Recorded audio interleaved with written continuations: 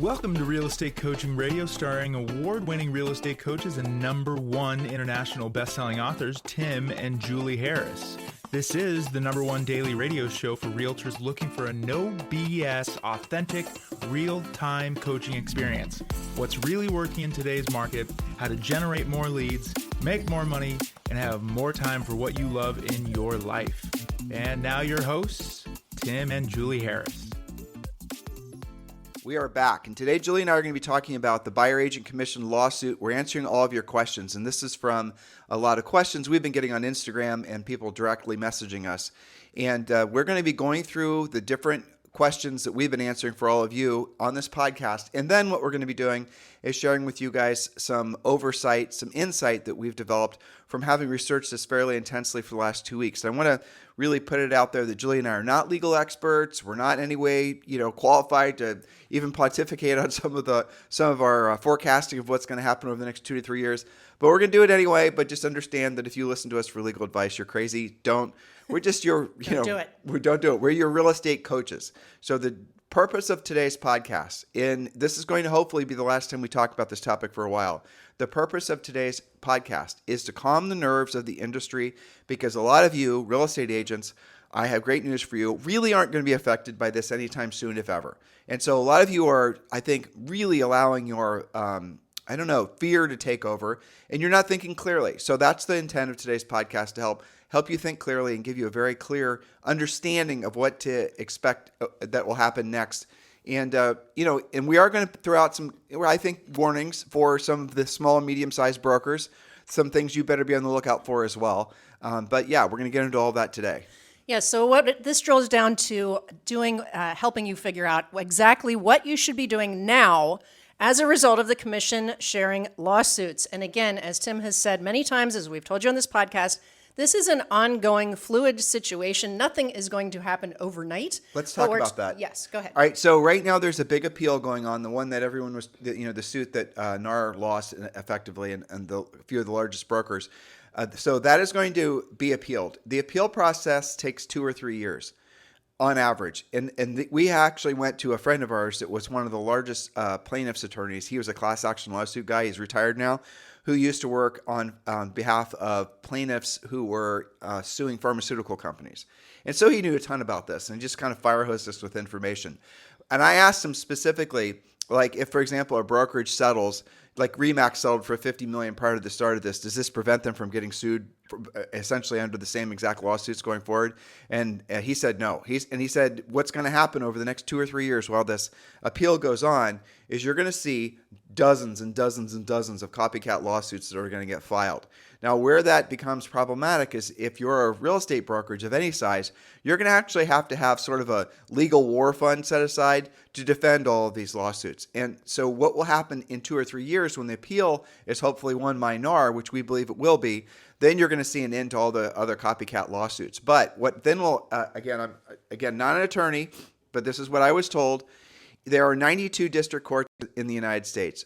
And what happens is each of these district courts essentially oversees or governs over like 4 to 6 different states. And again, if I get any of these facts wrong, and some of you guys are legal experts, then please correct me, and I'll correct us on the podcast, no problem. So then what happens is once, for example, NAR wins the appeal, and that, I think it's an appellate court or something, in that particular region, none of those other states, no one can file similar suits in any of the other states. So what's going to have to happen is this is going to have to, the appeal and appeals of the future litigation will have to be victorious in enough of the other I think districts is what our friend told us. Appellate court systems in different states. Yeah. Where, again, if we're not legal experts, but all I'm trying to tell you is there is an end to it that will happen once NAR wins the appeal, and there is a process in place to basically make it so these just don't go on forever and drain the brokerages. But here's where and before Julie gets to her first point, here's where I'm legitimately concerned. I'm not concerned for agents' boots on the ground because nothing really is going to effectively change for you guys. You're going to get paid the same. The commissions are going to work the same. Effectively, there's going to be no noticeable difference. Some of your local MLSs and your brokers might change policies and procedures, but you will learn, you will adapt. So I'm not really worried about you. Who I'm worried about and who I've been speaking to nonstop, if you hear my voice is a little bit frayed, it's because I've been on the phone constantly, are all of the medium and even large brokerages that are out there, small, medium, and large brokerages. All of you are panicked because you now know your errors and omissions insurance won't cover you on something like this. So you're saying, Tim, will this actually affect me? And the answer is, unfortunately, we believe it will. Why? Because in the next 2 or 3 years, there's going to be more and more plaintiffs' attorneys that are going to file more and more lawsuits. And eventually, they're going to start essentially moving down market from the publicly traded, most I think well-heeled brokerages, at least the ones that are publicly traded. And then what they're going to start doing is they're going to start going to the ones that aren't publicly traded, the ones that are privately held.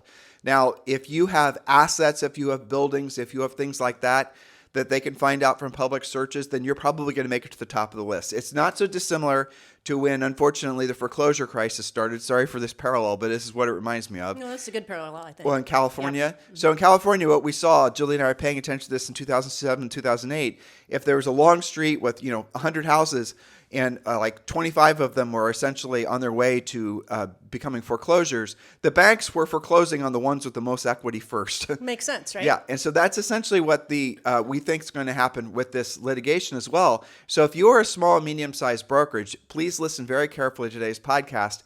And if you'd like to talk directly about what your next natural step should be, I'm giving you permission, encouraging you even to text me directly, 512-758-0206. 512-758-0206. Julie and I do have a pathway forward for you, but frankly, we would prefer to speak with you directly on a private call because some of this stuff is really require you answering some questions about your financial stability and things like that. But it is a confidential call only with you. That's what I'm saying. And these are important conversations every single one of you should be having right now. All right, so Julie, let's get to your points. Yes, so we're talking about in the immediate term today, what should you, a salesperson, a broker, be actually doing between now and, as you said, the appeal could take years, right? So in the now to the immediate term, point number 1, commit to using a buyer presentation to 100% of your buyer prospects 100% of the time. In your presentation, you will discuss what the buying process is, what your buyer client can expect from you, what you expect from them, how agency works, and how you'll be paid. Don't have different rules for different situations. It doesn't matter what the lead source was, the price range, their personality type, or how long you've known them. Present every time. And that's an advantage to you is that, oddly enough, when you're presenting using, like, for example, in Premier Coaching, we have a formal buyer presentation. I don't even remember how many pages it is. Do you remember? I think it's about 20 pages, and it's essentially turnkey, and it comes with scripts. Right. Well, this is part of Premier Coaching. So what's going to happen is you're going to get into the habit now, brokers, teams, remember, you got to get your agents doing this, of going through this presentation. The presentation is explaining what a buyer agent does, not just from the legal aspect of agency, but also from how they work with for sale by owners, how they work with expireds, notice of defaults, builders, all this different things, how commissions work. The whole thing is laid out in the buyer agent presentation. And the end result of the buyer agent presentation is the buyer signing a state required agency form and an actual buyer agency contract. What we're trying to help all of you to clearly understand is you should have been doing this since forever, honestly. We've always coached all of our agents, all of our teams, all of our brokers to get their agents to use exclusive buyer agency contracts. It gives you, oddly enough, an unfair advantage in the eyes of the buyer, which does, I think, for a lot of you, confuse you. Why does it give you an unfair advantage? Because you are all of a sudden elevated because you are taking a professional approach, asking for that buyer to make a commitment.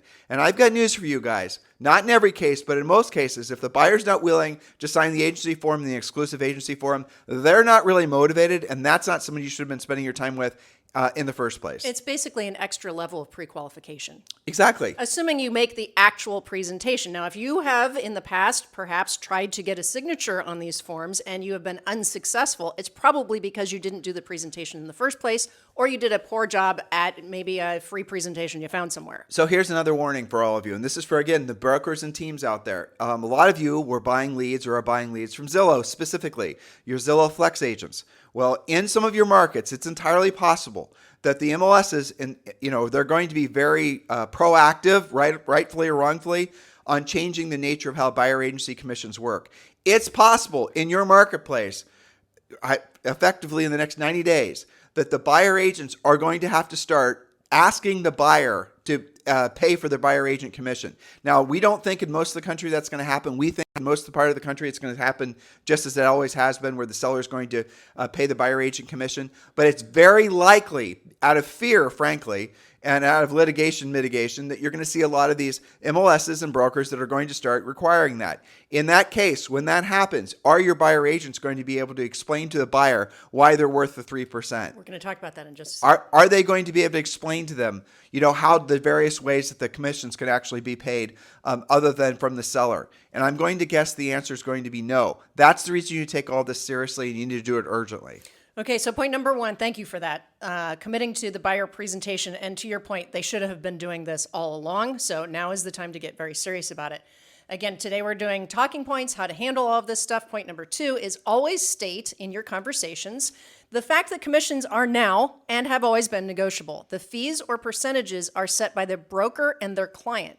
The buyer may also be unrepresented if they choose to be. Review what your value proposition is and include past client testimonials. This is talking points. This is you polishing how you speak about this. In our pre-listing pack, in our listing presentation, and all the other things we taught our listing agents how to do, that we have always coached you guys to use what we call the flexible fee commission structure.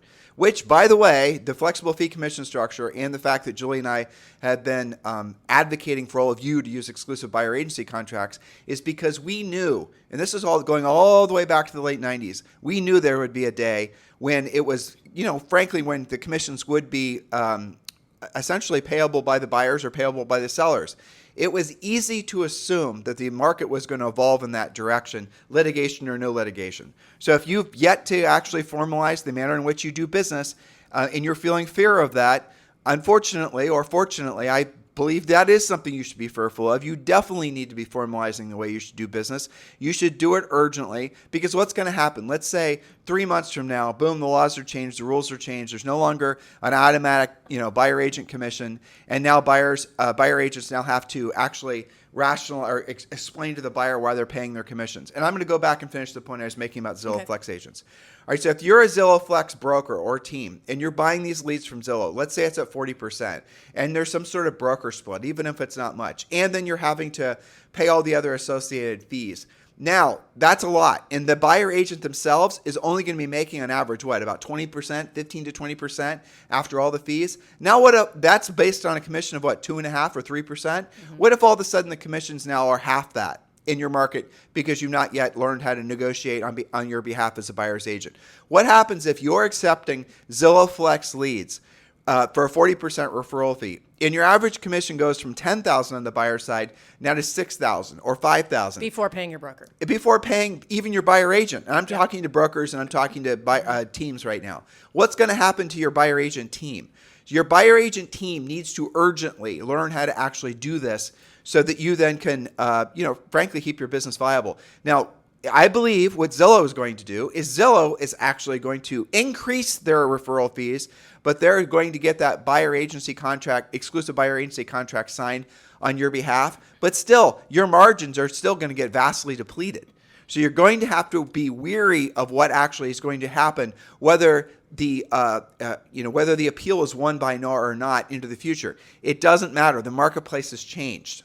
That's right. And I have read several articles, people talking about the possibility of Zillow doing the pre-qualification. So now they're going to have the lead generation, the pre-qualification, and the signature, which the analogy has been made that turns the agent into an Uber driver and you're just opening doors, which means you're making virtually nothing. But let's be from Zillow's perspective. If they're generating the lead, if they're pre-qualifying the lead, sure. if they're essentially cultivating that lead, if they're essentially getting that lead to the point where they're actually ready to transact, and they're getting an exclusive buyer agency contract signed, they frankly deserve. They have done your job. They have done your job, and all you're doing is the job of the Uber driver. So why don't you instead learn to do what Zillow is doing, and then you can actually make a heck of a lot more money, because they're doing all of that and they're still making hundreds of millions of dollars every quarter. You read their quarterly filings. Yeah. So point number 3, Speaking of the buyer presentation, have that buyer presentation as early as possible in the relationship and practice maximum transparency regarding both their choices and your terms. Ask if they understand and what questions they still have before closing for their signature on your state agency form and the exclusive buyer agency agreement. Practice your presentation with a role play partner, a friend, or a past client until you're 100% confident and comfortable. If you try and do it when you sound all nervous and you're not sure what to say and you're not using any scripts, and you try and close and it doesn't work, what's going to happen? What do most agents do? They just give up. So on our buyer agent presentation, the way it is, and we actually used to have 7 buyers agents that would work for us, and they would role play in our old conference room. And what they would do, and this is, you guys do the same thing, it was actually just to stand up like, what would you call it? I mean, like a stand-up presentation, a flip presentation thing, is they would put their talking points on little cards, on the back of the presentation. So the buyer was looking at the front of it where the pretty visual was, but then when you flipped it, you could actually see what the notes were, what they were supposed to say. Your script, essentially. The script in bullet points. So we have already done all the work for you. Don't try to do it yourself. There it is. Oh, by the way, our notes from today are down below, and you can then use these notes for yourself for coaching and training your own office, your own brokerage, your own team, and maybe use some of these points for social as well. And you also will find the link to join Premier Coaching. It is absolutely the next natural step, the imperative step for all of you, especially given what's happening right now in the real estate market. All right, step number 4, when presenting to your seller prospects, be very clear in discussing how offers of compensation are made from a listing broker to a buyer's broker. Be clear about terms and amounts and always present a seller's net sheet. Buyer's net sheet. We're talking about sellers here, your seller okay, prospects. sorry. In a listing presentation where you're talking about sharing commissions, you're going to talk about how that works and then show them in a seller's net sheet. Well, it is important, though. You do also, when presenting to buyers, when you're getting them to sign the exclusive buyer agency contract in the agency form, you're also getting them to sign a buyer's net sheet where you're disclosing all the actual fees, just as if you are presenting to a seller. Yes, which leads us, good segue, to point number 5. Know how to present several different scenarios to your buyer clients regarding how you'll actually be compensated through offers of compensation, like we just talked about from the listing standpoint, via the listing broker of the home they wish to purchase, or asking for sellers' concessions if the offer of compensation isn't present on that listing, a combination of both, or simply paying out of pocket if you're not otherwise covered. That's where most agents are going to, freak. When you've presented your value clearly, you shouldn't be freaking out because your client, your prospect, will be happy to sign your agreement. If you present poorly or not at all, then they won't. So that's all in the category of best practices immediately starting today. We're going to move on to a little section called when and how you should discuss, and I would even say if you should discuss at all, the lawsuits and verdicts with your prospects and clients. Now, I didn't originally have this part of my notes, but I have had some coaching clients tell me that some of their current clients are reading the news, they're asking about this, and they wanted to know how to handle it. Before you do, so one of the reasons I think that your last point before we move forward, your point number 5, is buyers, agents, and brokers and teams are all going to be nervous that their competition isn't going to be required the buyers to sign agency forms and they're going to lose buyers as a result. Well, that might be very well the case in the beginning stages, like over the next few months, guys. Frankly, there are going to be a lot of small and medium-sized brokers that are not paying attention to what's going on, that are not listening to this podcast. It does not matter. You've got to do the right, smart thing, and you have to prepare for the market that's coming and the rules and whatnot that are actually going to be changing. So if you do, unfortunately, lose some buyers because Bob, the agent down the street, doesn't require an exclusive buyer's agency contract, you need to just let Bob go because you need to protect yourselves. Better than getting sued over Bob, right? Yeah, exactly. So, there you go. Well put. All right. So talking points. Before we get to that, note to self, don't bring up the lawsuits as a talking point with prospects, clients, or customers unless they ask you to. Don't create an objection where there isn't one. It's a fluid situation that we're going to keep you updated on. Again, Tim has shared his private mobile number for you to text him if you have questions about this. 512-758-0206. That is for those of you who are, frankly, teams, brokers, small or large, that want to talk about the next natural step so that, frankly, you can mitigate a lot of the potential downside risk of what, frankly, all of what's going on right now. Yes, get off of the panic button and onto the text button for Tim. You got to be operating as if it's 6 months or 12 months or 18 months or 36 months in the future. If you're, again, this is me coming off of dozens of calls with people, it feels like at this point, and they're all emotionally they're spinning in a blender at high speed, right? Yeah. You've got to stop and you got to separate the fact from the fiction and realize what a lot of you are doing is you're just, what's called doom scrolling, but you're doom scrolling looking for the latest salacious headline, what's the benefit of you knowing about that? The legal system is going to work like the legal system is going to work. It doesn't necessarily have anything to do with the work you should be doing right now and what you should be preparing yourself for the future. So especially if you're an individual agent, boots on the ground, small team or small brokerage, do not allow yourself to be pulled into this. Now, if you are pulled into some of this, here are the talking points that Julie's prepared for you. Okay, so if and when you get questions, try to keep your conversations short and factual. Here are some talking points. Point number 1. The National Association of Realtors, NAR, has stated that they believe the jury in the Sitzer-Burnett case reached an outcome that is, quote, neither supported by the law nor the facts presented in the case. NAR, as we've said at the top of this podcast and probably through other podcasts, they do plan to appeal. And the appeal process should take months to get resolution. Currently, nothing has changed. Now, you could end your conversation there and move on. But if you need more, point number 2, the trial was concerning a rule which is already quite consumer friendly. Remember, it was portrayed by the plaintiffs to be some, collusion that, we're punishing sellers, but that's not actually the case.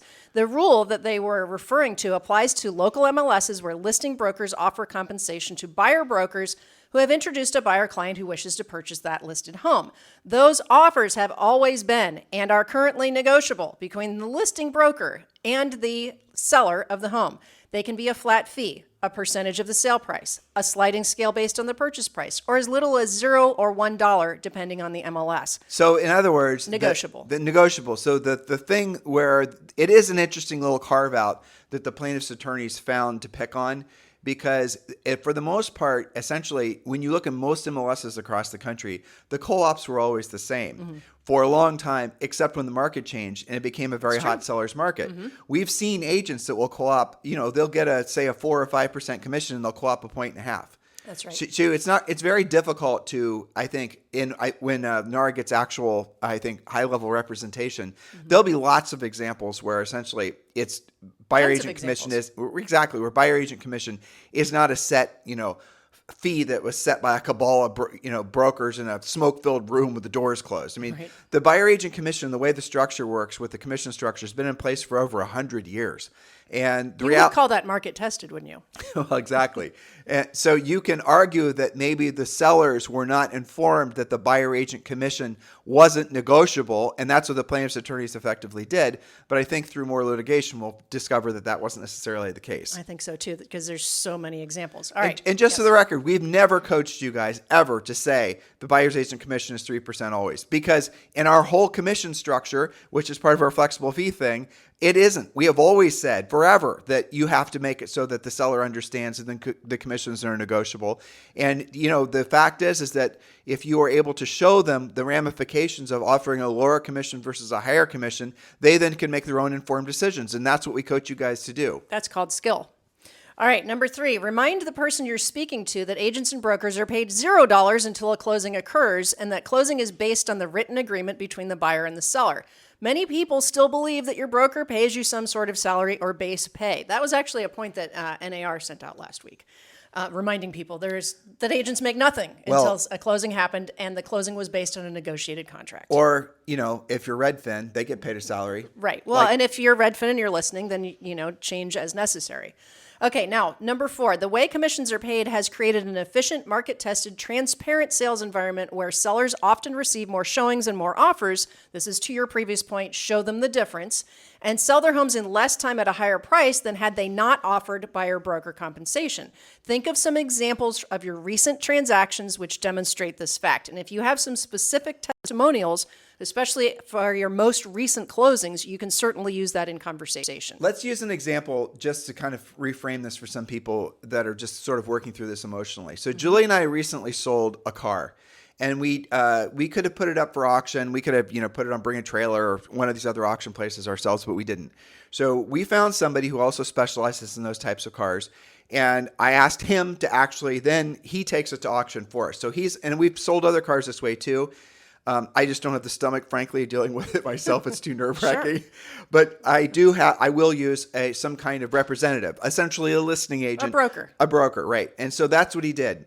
And so the auction ended, and the final price was less than what the reserve was. And the reserve was essentially a number that we'd all agreed to the car was worth. And if it doesn't sell for that amount of money, then it's not going to be sold. Well, the buyer still wanted to buy it, even though he wasn't willing to pay what we wanted as far as the reserve. So what ended up happening was the listing agent or the representative that was representing us, I said, this is what I want my net to be. And I told him I want it to be $1. Okay. That's what my net would have been had it sold for the higher price with his full commission. He was charging me 7 or 8%. So at 7 or 8%, my dollar, it wasn't $1, but I'm just using numbers, right? So it basically would have previously, had it sold for the reserve, it would have covered his selling fees, it would have covered the transaction fees, and I would have netted my dollar. Essentially, your own net sheet is the math you were doing in your head. Right. And so what I told him was, I said, is if he can net me $1, I don't care about the rest of the math. Because if he can get me what I would have gotten had it sold for the reserve price, what it sold for the list price, let's say, if my net's the same, what do I care with all the transaction costs and all the commissions and all the other crap? And so he ended up making like $8,000 on this sale, $8,500 or something. And he was fine with it. He said, okay, fine. I'll just I'll let it go. I'll sell it to this buyer. I'll make my $8,500 and we'll do business again. To which I said, fine. So that's an example of basically how commissions actually work in real estate as well. And all of you guys have been in those situations before. And if you haven't, you're going to be. I mean, that's the nature of how the market's going to work. So what you're going to do when you're presenting to a seller is the seller is going to say, as long as I net this, I don't care what this is. And as long as what the seller is expecting, then you're going to be able to accomplish the seller's goals.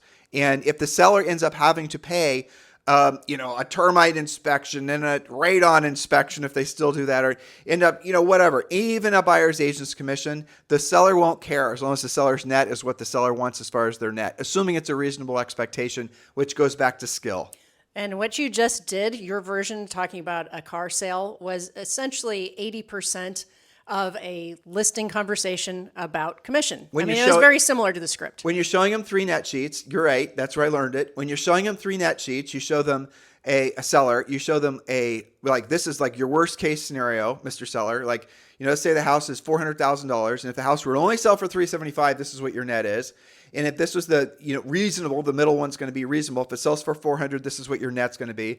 And if we get all the stars align and we sell for $425,000, this is what your net's going to be. Maybe we get a bidding war or something. Exactly. These are your 3 scenarios, Mr. Seller. So your worst case scenario, pointing to the first one, where you're showing them the net, that's your worst case scenario. If that's the best we could do, would that be acceptable? And the seller's going to say probably yes, or give or take a little bit. That's your floor. Now you know what everything on top of that is, where you can cover commissions, transaction fees, things that need repaired, running the raccoons out of the attic. That was basically their reserve. Exactly. Right? What price won't you go below? But so this is the way the business has always worked.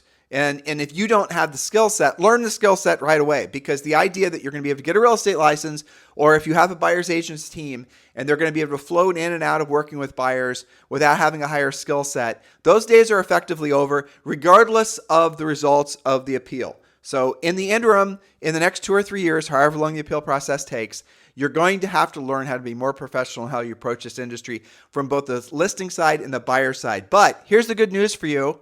We have always coached agents to operate like this. This has always been the whole process that we've always used. The industry has finally caught up. Boy, this sounds arrogant, but it's true. I know. The industry has finally caught up to what Julie and I have been preaching from the highest mountaintops? Yes, for decades. Quite literally. I mean, do you remember in the 90s when ABR came out and everybody freaked out and, oh my gosh? Well, I'm pretty sure that's when we started doing the formal buyer presentation. Then we polished it through the 2000s. And I mean, this is not, and I have to say, I'm super proud of our coaches, of our coaching clients. I've had a lot of coaching calls with my own elite coaching clients, and they are in no way freaking out. You know what their reaction is? Because as a coach, we have to say, I'm sure you know about the commission lawsuits, where are you at on that? And you know what? They're all like, totally fine. I've been doing this forever. I do what you say in coaching. I get the signature. I do the presentation. If they won't sign it, then I don't really want to work with them anyway. Let's talk about something else. Right. Which is the right answer, assuming that you're skilled. And that brings me to our last point today, number 5.